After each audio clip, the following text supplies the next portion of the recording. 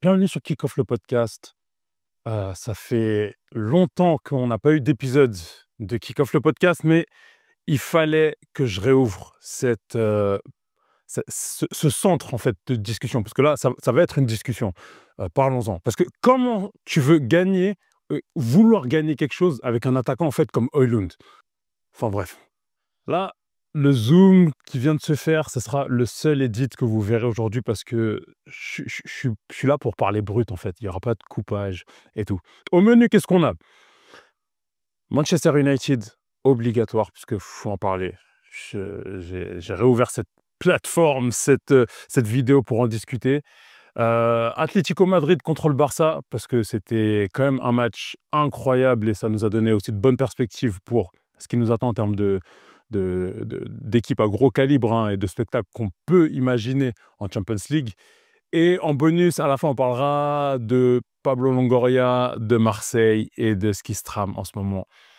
Donc, sans plus tarder, commençons par Manchester United, la cata. La cata.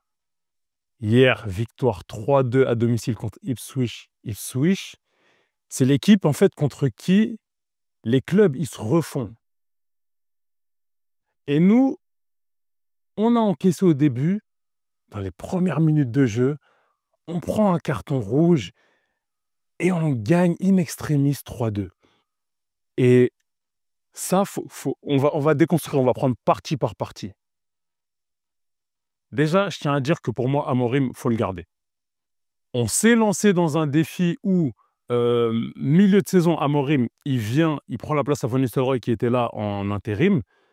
Et même si, selon moi, j'étais team, faut garder Van Nistelrooy, on a pris Amorim, on a décidé de le prendre avec tous les risques que ça comprenait, c'est-à-dire euh, pas de pré-saison, prendre une équipe qui va pas bien en ce moment et directement une équipe avec un calibre, une histoire, et renverser la vapeur et tout ça. Et là, ça va pas. Il y a plein de facteurs qui font que ça va pas, mais je pense que lui, ça ne veut pas forcément dire que c'est la meilleure personne, mais je suis d'humeur à dire qu'il faut le garder jusqu'à la fin de la saison. Regarder dès la saison prochaine, comme c'était le plan initial, pour voir, pour au final réellement évaluer ses capacités. Par contre, donc, moi, on garde Amorim, et surtout, les choses qu'il met en place avec le club, tactique et tout ça, faut plus lui en vouloir quand on voit ce que les joueurs ils font sur le terrain. Tu peux mettre la meilleure tactique, si tu as un gars comme Dalot qui est scellé sur son côté et qui réfléchit pas, il va pas te faire ce que tu veux.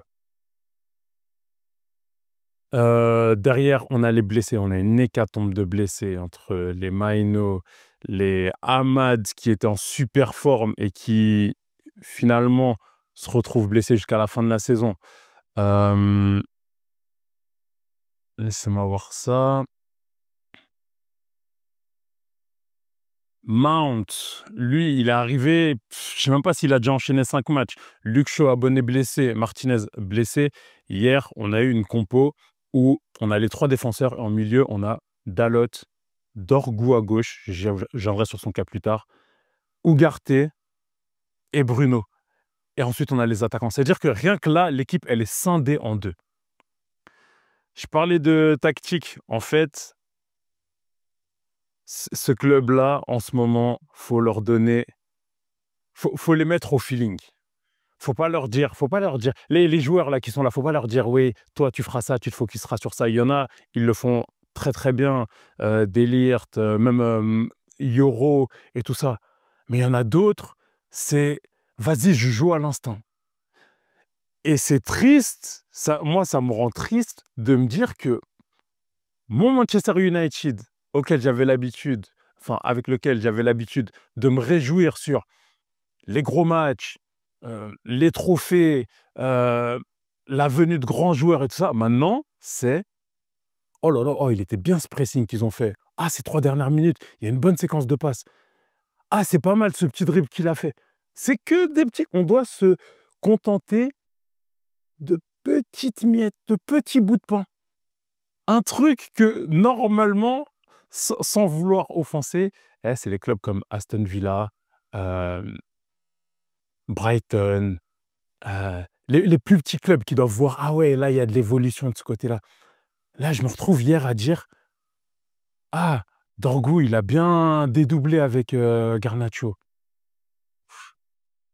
Non, non, pas à ce niveau, en fait. Amorim, il a sa part de responsabilité, je pense, dans le recrutement qu'il a décidé de ne pas faire cet hiver. Parce qu'avoir 30 jours et n'aller chercher que Dorgu, à l'heure actuelle, pour moi, c'est pas que c'est un mauvais joueur, mais c'est que le casting n'est pas bon. Je crois qu'on a lâché 40 millions, un truc comme ça sur lui. Il se battait pour la relégation à Lecce. Nous, on est en galère de piston à gauche et on se dit, donc de bonne foi, que ce gars-là, qui a 21 ans, qui est à Lecce, lui, ça va être notre solution. Je dénigre pas, je veux pas juste dénigrer en disant que ouais, Lecce, c'est... Non, mais il se tape pour la relégation et nous, on est un standing plus haut, on essaie d'aller chercher autre chose. On prend que lui, on met 40 millions dessus, alors que, je vais vous le dire clairement, il y avait une autre option. C'était Carreras, anciennement Fernandez, Alvaro, le latéral gauche du Sporting, de Benfica, que nous avons lâché, que Manu a lâché et sur lequel on a mis une clause de rachat à 20 millions. Là, il est en train de faire une saison très solide avec Benfica. Au lieu de mettre les 20 millions sur un gars comme lui, qui vient de notre centre de formation, qui a aussi cette culture du prestige et tout ça, bah non, on va aller seulement chercher un latéral gauche, on lâche Rashford, on lâche Sancho, on ne remplace pas ces postes-là, malgré que ça n'allait pas avec eux, hein. Mais si tu lâches deux ailiers qui sont titulaires ou qui sont dans la rotation de ton équipe et que tu vas chercher personne derrière, oui, c'est bien beau de compter sur Amad Diallo. Mais quand il se blesse, et là, il est blessé jusqu'à la fin de la saison, bah, c'est foutu. On va jouer avec qui? Zirkzee et l'autre, Højlund, là. Tous les matchs. Højlund, le seul truc qu'il a là, avec ses boutons de puberté, c'est qu'il a une grosse intensité, il va courir vite et tout ça, mais tu peux pas compter sur lui dans les duels, que ce soit aérien, à la finition, j'en parle même pas. Ce qui se passe là à Manu, c'est vraiment terrible. Et le pire dans tout ça, c'est que normalement, il y a ce banter avec les autres clubs. Arsenal, Chelsea, Liverpool avec les autres supporters. On va tailler tel ou tel club. On ne nous taille même plus. Les gars, ils sont déjà au sol. Donc vas-y, on va même plus les chercher. Et ça, pour moi, c'est encore plus la honte. Tu sais, quand on ne te calcule plus. Amorim, il y a un problème aussi depuis qu'il est là. Il est arrivé en novembre et ça fait déjà 15 rencontres où on encaisse en premier et on court après le score. C'est pas normal. C'est pas normal. Et là, je blâme lui, je blâme les joueurs parce qu'il a beau mettre la tactique qu'il veut, si nos joueurs, ils en font qu'à leur tête, ou ils jouent qu'avec l'instinct et tout ça. Ah ouais. Donc, gros coup de gueule. J'avais besoin de parler, de remettre en place ce concept, enfin, remettre en place une table, un micro, avec lequel je pouvais m'exprimer et discuter avec vous. Manchester United, c'est bon, mon cœur est plus léger, on laisse ça de côté. Place à Atlético Barça. Atlético, pour ceux qui ne le savent pas, c'est ma deuxième équipe et cette année, ils font vraiment plaisir à voir. Parce que déjà, en amont, cet été, les transferts ont été bons. Les transferts ont été très intéressants et ils avaient de l'intention. Lorsqu'on va chercher Julian Alvarez à 70 millions et qu'à côté, on va chercher Sorloth, qui finit avec une très bonne saison. Je ne sais plus s'il a atteint les 20 buts, mais oui, bien sûr, parce que je crois qu'il a mis un quadruplé la dernière journée. Il finit dans les top buteurs de la Liga avec Villarreal la saison dernière. Rien que ces deux-là, ça donne des intentions. Griezmann, il a eu sa période où, je disais, il était en forme, Ballon d'Or en début de saison. Puis finalement, avec Morata, ça a moins pris et tout ça. On a consolidé tout ça. On allait chercher Gallagher. Bon, ça ne donne pas le résultat escompté pour l'instant, mais ça solidifie tout ça. Et ça donne comme résultat que quand on joue contre une équipe comme le Barça, 4-4, on démarre en force, contrairement aux autres tocards de Man U, là, 2-0 après, allez, 6 minutes de jeu, je crois, au Camp Nou, à Barcelone, parce que c'est peut-être leur terrain B ou j'en sais rien.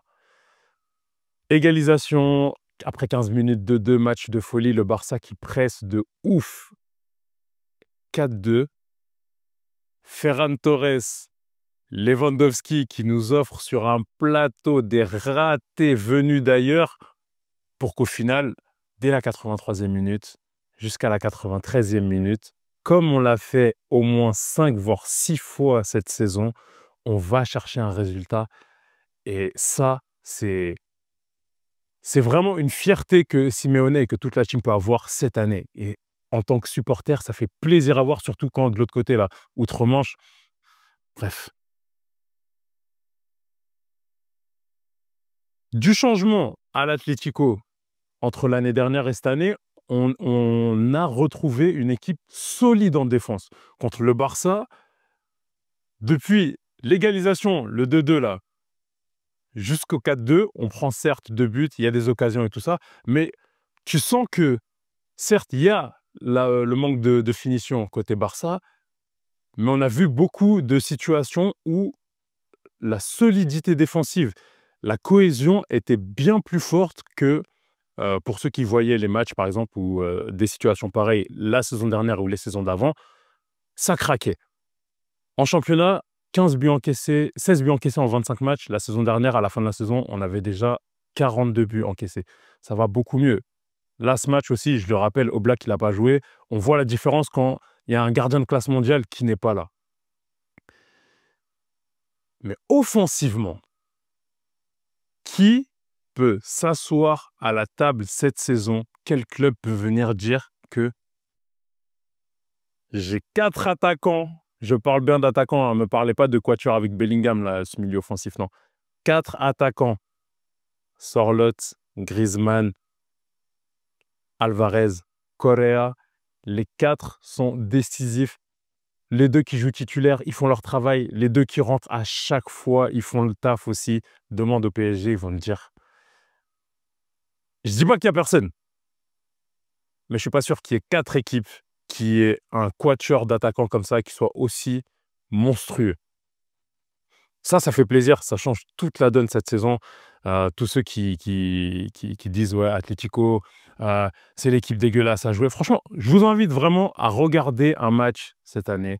Regardez un match d'Atlético, regardez un match en Champions. Vous allez peut-être être sur vos convictions initiales. Ouais, il n'y a que de la défense en main. Regardez bien les situations de contre-attaque, comme ils sont joués à fond. Comment elles sont jouées à fond. Les situations de rupture. Il y a un jeu beaucoup plus direct. Cette année, l'Atlético, offensivement, ça fait super plaisir. Pour revenir sur le match, côté Barça, Pedri a encore montré qu'il est le milieu qu'il pense être. Dans ma dernière vidéo où j'ai fait mon 11 de la sélection All-Star et ça, j'ai dit que je prenais... Bon, j'ai pris Pedri, mais j'ai dit que Valverde était le meilleur milieu central à l'heure actuelle. Mais Pedri, il est pas loin. Il ne le regarde pas d'en bas comme ça. Pedri, il s'assoit vraiment à sa table, comme vous et moi, nous sommes en face. Pedri, il a sorti un match, si ça tenait qu'à lui, en vrai de vrai, il y aurait eu au moins 6-2. C'est trop simple. Au milieu, comment il se déplace, il est toujours au bon endroit, il a toujours le geste juste, il trouve toujours la bonne personne, il se sort toujours des situations où on peut se dire que là, avec ce pressing, il perd la balle. Il facilite vraiment le jeu. Et de l'autre côté, là, il y a un gars dont j'ai envie de parler aussi, Yamal. Lui, il faut le blesser, lui. Hein. J'ai pas envie d'être vulgaire, mais lui, il faut le blesser, là. Des tontons, des gens qui ont des carrières, il les efface. Il n'a même pas encore l'âge d'acheter une bière. Non, lui, il faut faire quelque chose contre lui. Et en vrai de vrai, il a quand même de la chance de jouer à cette époque parce que l'époque des Ramos, des Pepe, des Godin, des Juan Fran, tout ça, ça l'aurait tué. Ça l'aurait tué qu'il profite. Franchement, il a un énorme talent et il a encore montré. Et j'ai l'impression, je sais pas vous, hein, dites-moi, est-ce qu'il n'a pas aussi développé sa petite signature en mode comme Robben? Parce qu'on sait qu'il est gaucher. On sait qu'il revient sur son pied gauche. On sait qu'il a une pu... il a une putain de frappe. Euh, et pour autant, personne n'arrive à l'arrêter quand il va sur son pied gauche. À voir, franchement, c'est pas mon club, mais ça fait plaisir de voir que il y a des gars en fait comme ça qui n'ont pas peur encore d'aller chercher là où on est dans une ère où c'est très tactique. Chacun doit avoir une, deux touches de balle, jeu de placement et tout. Et ouais, Yamal, c'est vraiment le top niveau. Côté Barça, Lewandowski, calme-toi, toi. Lewandowski, Ferran Torres, c'est vraiment des mouilleurs. Comment ils ont gâché la fête pour moi sur le 4-4. C'est des choses qui arrivent, hein, mais Ferran Torres, par exemple, on me dit oui, mais là, il revient bien et tout ça. Pour moi, il n'est pas ce type. Il n'est pas ce type qui doit être au Barça dans les grands moments, tu vois. Je regarde pas tous les matchs du Barça, principalement les grands, mais voilà, c'est mon avis en tout cas jusque-là. Côté Atlético, voilà, ce que je voulais dire encore, il y a le Real qui vient en Champions League, aller-retour. Il y a le Barça en championnat le 14, entre le 14 et le 16 mars. Il y a le Barça match retour en début avril, le 4 avril, si je ne me trompe pas. Il y a le Real juste avant, encore. Donc 2 fois Real, 2 fois Barça, Athletic Bilbao qui vient ce week-end. C'est un planning de fou qui nous attend. Et j'ai envie de pré-shot, mais on s'en sort bien. Je suis sûr qu'on s'en sort. On met fin à la malédiction face au Real Madrid. Je l'annonce, vous l'aurez entendu ici en premier. Barça, on les reçoit 2 fois. Cette année, on est allé jouer 2 fois chez eux. Première fois, on gagne. Deuxième, on fait match nul. On sait ce qu'il y a à faire. Voilà, Atlético, je pense que ça se passe bien. Dernière chose, on parle du bonus. Longoria. Longoria, Marseille, il a pris 15 matchs de suspension hier, on nous a annoncé. Je vais revenir quand même sur ses paroles parce que il est fou. Il est fou. Depuis quand on dit des choses comme ça? C'est de la corruption, j'ai jamais vu ça, vous pouvez écrire. Pablo Longoria dit que c'est de la corruption, tout organisé depuis le 3e jaune de Néa Balardi. C'était prévu, c'est orienté. C'est un championnat de merde. Ah, ah, ah. Si l'OM a une proposition pour la Super League, on part tout de suite. Mais c'est normal que tu prends 15 matchs. Même des Aulas, des Jean-Michel Aulas qui sont là, ancrés, bons Français qui sont, ils n'ont jamais dit des choses comme ça en je ne sais pas combien d'années à Lyon. Et dites-vous, il en a vu des choses à Lyon. Toi, tu arrives là, 2021, tu es à Marseille, donc tu es déjà sous le feu des critiques. La situation dont il parle, on l'a vu, le 2e jaune. Enfin, peut-être pas tous, si vous ne l'avez pas vu, allez le voir. On l'a vu, le 2e jaune de Cornelius. Il va prendre le ballon, mais c'est un geste qui n'est pas maîtrisé. Tu t'attends à quoi? C'est ça le foot. Même, ça aurait été rouge direct, il n'y aura pas eu de scandale, selon moi.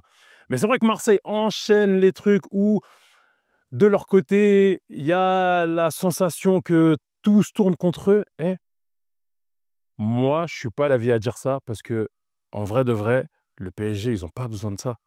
Ils n'ont pas besoin de ça pour être premier. Et on est quoi? Fin février? Être déjà, je prends des pincettes, hein, assuré de prendre la Ligue 1 cette année. Donc, dire des choses comme ça, moi, je t'aurais mis suspension fin de saison. Marseille, il y a plein de choses qui se trament, des pénaltys contre, des buts VAR et tout ça. Mais à un moment, jouez les gars. Jouez. Manchester United a eu une période où c'était pareil. Mais ces situations-là, pour moi, tu les évites à partir du moment où tu prends l'ascendant déjà sur le match, t'imposes ton jeu, tu marques et t'évites tout ça en fait. Donc voilà, c'était mon... Je ne vais pas parler de coup de gueule, c'était mon centre de discussion mon centre de communication que j'ai ouvert ici. Communication, hein, que je rappelle, Onana ne sait toujours pas faire avec sa défense. Mais voilà, je l'ai réouvert ici. Podcast Kick-Off. Ça faisait plaisir, ça faisait longtemps. Prenez soin de vous, la team. Ciao, ciao.